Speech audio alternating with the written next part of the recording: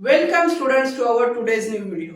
DNA एक hereditary material है कि नहीं, उसकी एक बहुत ही यूनिक डिस्कवरी का एक्सपेरिमेंट हम आज देखने वाले हैं, जिसे हम सब फेडरिक ग्रिफिथ के ट्रांसफॉर्मेशन एक्सपेरिमेंट के नाम से जाना जाता है।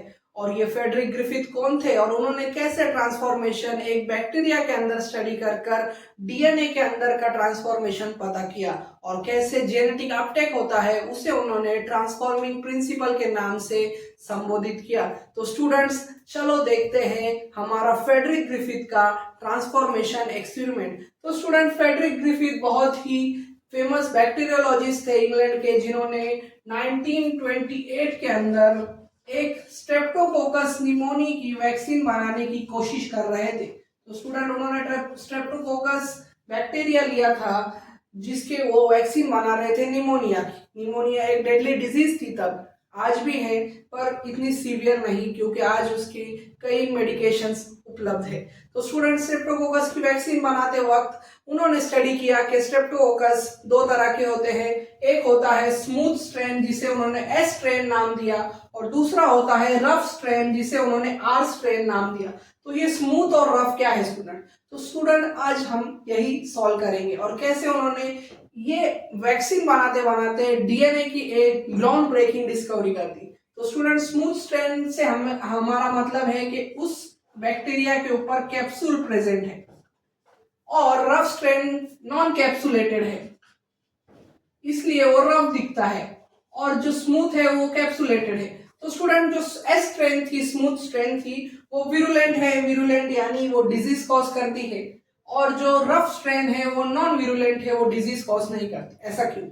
क्योंकि स्टूडेंट्स, कैप्सूल अगर कोई बैक्टीरिया की सरफेस पर प्रेजेंट होगी उसको एक कवरिंग प्रोवाइड करती है हमारे होस्ट के डिफेंस के अंदर। यानी अगर हमारे बॉडी के अंदर एक कैप्सुलेटेड बैक्टीरिया एंटर हो गया तो उसे मार गिराना हमारे इम्यून सिस्टम के लिए बहुत हार्ड होता है, और अगर नॉन कैप्सुलेटेड आया तो उसे हम इजीली डिटेक्ट कर मार गिरा सकते हैं। हमारा इम्यून सिस्टम उसे इजीली इल्यूट आउट कर सकता है, उसे इजीली इन्वेड करने से रोक सकता है। तो स्टूडेंट, इसलिए जो आर स्ट्रेन है वो नॉन कैप्सुलेटेड है, तो ये जल्दी होस्ट इम्यून सिस्टम से हार जाएगी, और इसलिए ये नॉन विरुलेंट है यानी वो डिसीज नहीं कर पाएगी। और जो स्मूथ है उसके ऊपर कैप्सूल है और इसलिए वो इजीली इन्फेक्शन कॉज कर सकता है। और स्ट्रेप्टोकोकस निमोनी की कैप्सूल वाली स्ट्रेन ही बहुत ही डेडली होती है।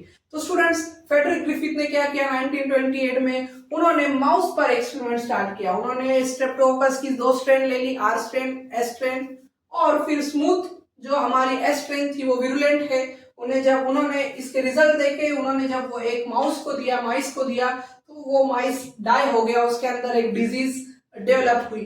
तो इससे उन्हें पता चला ये विरुलेंट है। और फिर उन्होंने देखा रफ वाली अगर माइस को इंजेक्ट किया रफ स्ट्रेन से, तभी भी वो माइस डेड नहीं हुआ, यानी ये डिजीज कॉज नहीं करता।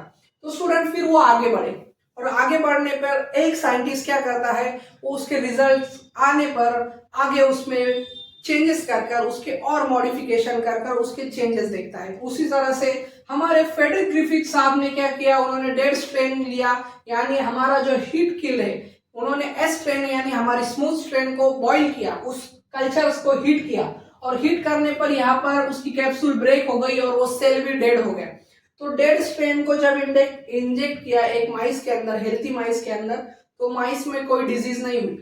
फिर उन्होंने सोचा, क्या मैं एक डेड एस स्ट्रेन को मिला दूं एक रफ के साथ तो क्या होगा, क्या ये वैक्सीन सक्सेसफुल होगी? तो उन्होंने यही सोचा, और इसी तरह से उन्होंने यहाँ पर हमारी आर स्ट्रेन और एस स्ट्रेन यानी स्मूथ लाइव स्ट्रेन को मिलाया, और हीट किल्ड जो हमारी ये हीटेड डेड स्ट्रेन थी एस की स्मूथ वाली, उसे एस आर के साथ मिक्स कर दिया, एस और आर को मिक्स कर दिया। यानी non virulent rough strain live थी और विरुलेंट स्ट्रेन डेड थी। तो इस कॉम्बिनेशन के बाद क्या होना चाहिए था, यहाँ पर होना चाहिए था कि माइस के अंदर कुछ डिजीज नहीं डेवलप होगी, क्योंकि एक रफ स्ट्रेन है जो जिंदा है यानी नॉन विरुलेंट है, और हीट किल वाली का यही असर होता है कि वो भी कुछ नहीं करती। पर यहाँ पर हुआ ये कि माइस को ये इंजेक्शन देने के बाद माइस डाई हो गया।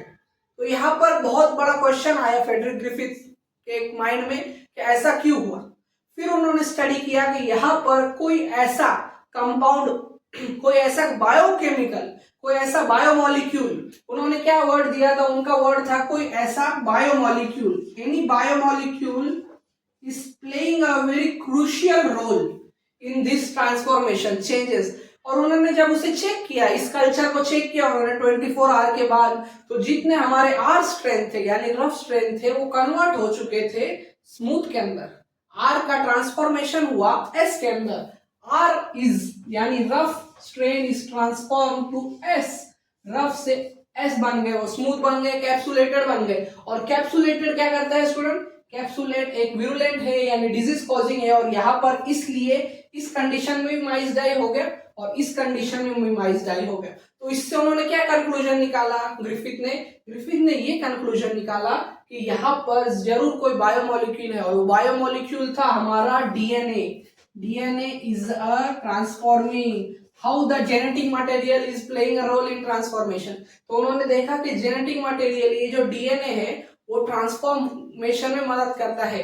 और ट्रांसफॉर्मेशन में कैसे मदद करता है, ट्रांसफॉर्मेशन एक ऐसा प्रोसेस है जिसके अंदर बैक्टीरिया आउटर यानी उसके सराउंडिंग में अगर डीएनए मटेरियल प्रेजेंट है तो उसे अपटेक कर लेता है। अभी यहाँ पर जो हमारे सेल थे वो डेड थे और इनका डीएनए बाहर था, इसके अंदर डीएनए इधर मिला हुआ था इस कल्चर के अंदर, क्योंकि वो डेड सेल थे। और यहाँ पर आर स्ट्रेन ने डीएनए को अपटेक कर लिया। क्या किया स्टूडेंट्स, डीएनए अपटेक किया आर स्ट्रेन ने, और R get transform into S strain, smooth strain, और वो बन गए विरुलेंट और फिर माइस डाई हो गया। और इसी तरह से इस वैक्सीन के एक्सपेरिमेंट के दौरान उन्होंने डीएनए का ट्रांसफॉर्मेशन एक्सपेरिमेंट दिया, यानी डीएनए हमारे आउटर सराउंडिंग से बैक्टीरिया अपटेक कर सकते हैं, और इसे उन्होंने दिया ट्रांसफॉर्मिंग प्रिंसिपल दिया। और ये आज जेनेटिक मशीनरी में, जेनेटिक स्टडीज में बहुत ही यूज होता है। वो है हमारा transforming experiment of Frederick Griffith, जिन्हें 1928 में उन्हें वैक्सीन डिस्कवरी के अंदर इसे पता चला था, और ये बहुत ही यूनिक था। और इसे फिर प्रूव किया था हमारे ऑस्ट्रेलियन साइंटिस्ट एवेरी मैक्लॉयड ने। इन्होंने फिर बाद में एक्सपेरिमेंट कर ग्रिफिथ एक्सपेरिमेंट को बहुत ही पुख्ता सबूत देकर प्रूव किया था। तो स्टूडेंट्स, ये था हमारा फ्रेडरिक ग्रिफिथ का माइस एक्सपेरिमेंट, जिसके अंदर वैक्सीन बनाने चले थे और मिल गया जेनेटिक मटेरियल का ट्रांसफॉर्मेशन प्रिंसिपल। तो स्टूडेंट, मुझे उम्मीद है कि आपका concept R strain S strain के बारे में क्लियर हो चुका होगा, और कैसे डीएनए अपटेक होता है और ट्रांसफॉर्मेशन प्रिंसिपल क्या है। तो स्टूडेंट्स, ऐसी ही वीडियोस के लिए मेरे चैनल को लाइक करें, शेयर करें और सब्सक्राइब करना ना भूलें। और अगर आपको कोई भी डाउट है तो कमेंट बॉक्स में जरूर बताएं, मैं उससे जरूर आंसर करूंगा। Thank you for watching.